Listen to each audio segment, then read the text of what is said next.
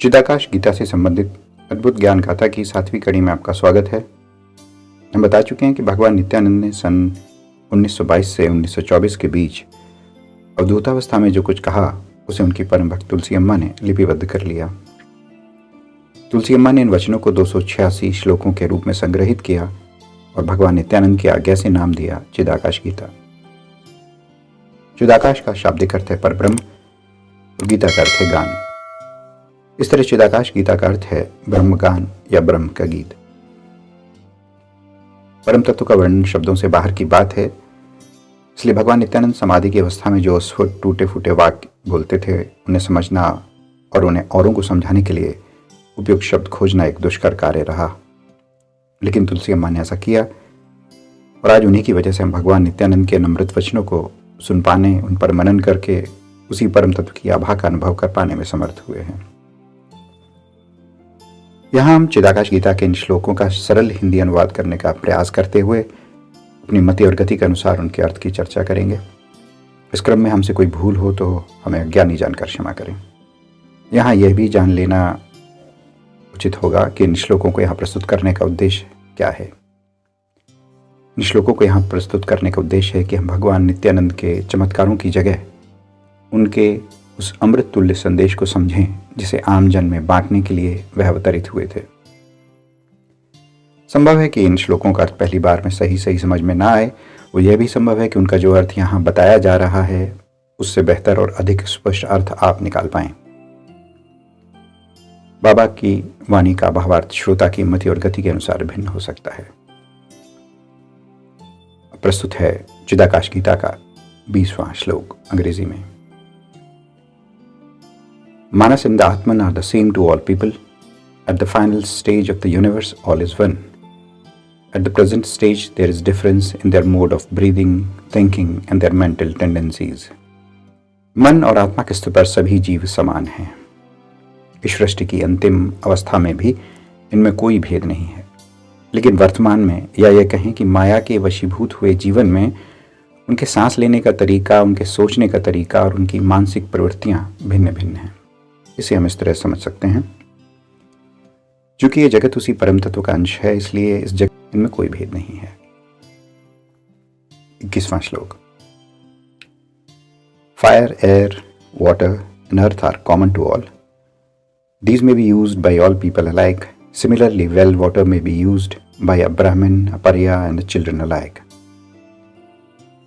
इस श्लोक में भगवान नित्यानंद कहते हैं कि अग्नि, हवा, पानी और पृथ्वी तत्व जीव मात्र में भेद नहीं करते हैं। ये वे मूलभूत तत्व हैं जिनसे मिलकर यह सृष्टि बनी है। जब पूरी सृष्टि ही इनसे निर्मित है तो फिर सृष्टि और इन मौलिक तत्वों में विरोध का प्रश्न ही नहीं उठता।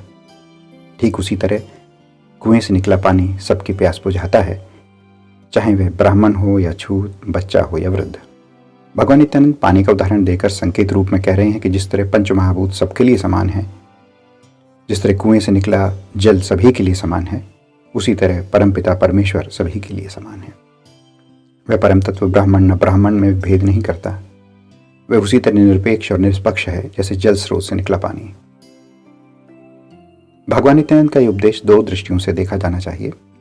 पहली दृष्टि तत्व विज्ञान की है, जो बताती है कि प्राणी मात्र में भेद करना उचित नहीं है, सभी उसी एक परम तत्व की संतान हैं।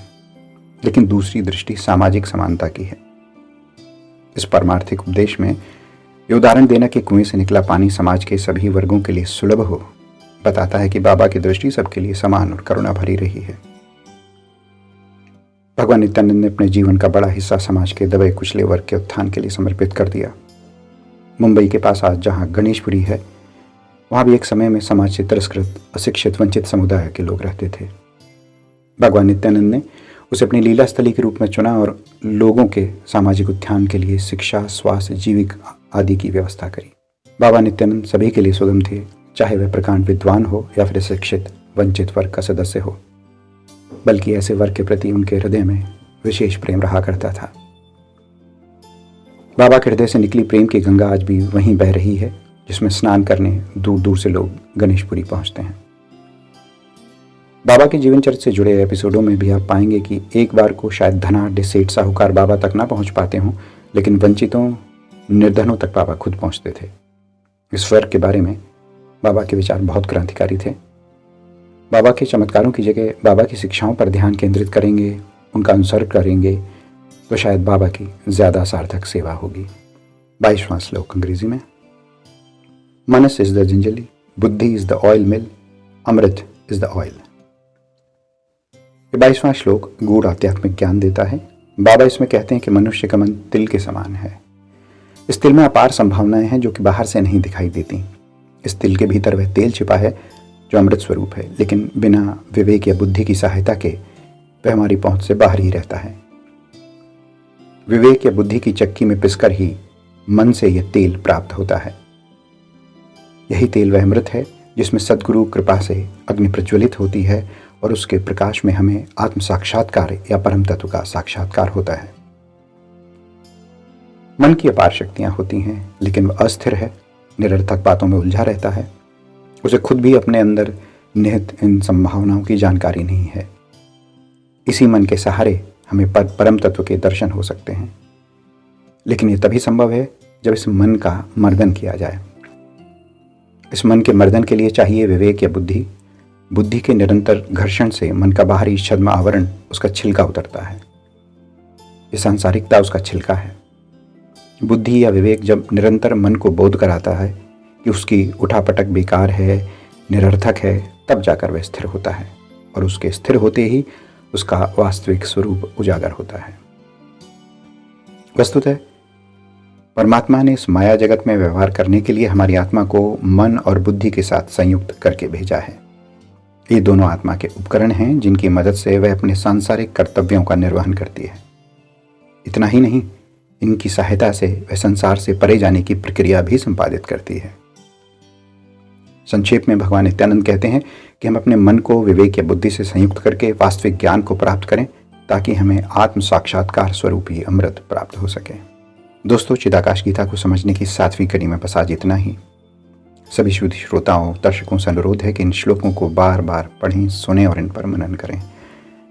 हम ये बार बार दोहराते हैं, लेकिन आवश्यक है कि हम ये याद रखें कि हमें इन श्लोकों को सिर्फ सुनकर आगे नहीं बढ़ जाना है, इन पर मनन करना है, क्योंकि मनन के मंथन से निकलने वाले सदनिष्कर्ष आपके साथ स्थायी रूप से रहेंगे।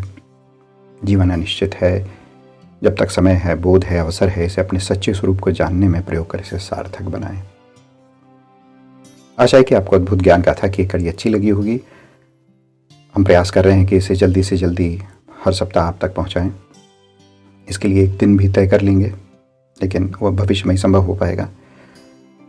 फिलहाल अगर आपको हमारा प्रयास अच्छा लगा तो हमें लाइक करें, सब्सक्राइब करें, ताकि हम चिदाकाश गीता को क्रमवार रूप में आप तक पहुंचाने के लिए प्रेरित हो सकें।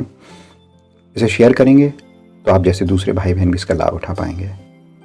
आपको चिदाकाश गीता का प्रस्तुतिकरण कैसा लग रहा है, इस संबंध में कुछ कहना हो, कुछ प्रश्न हो, कोई कमेंट हो तो ज़रूर करें। हम पूरा प्रयास करेंगे कि आपके प्रश्नों का समाधान करें। जय नित्यानंद।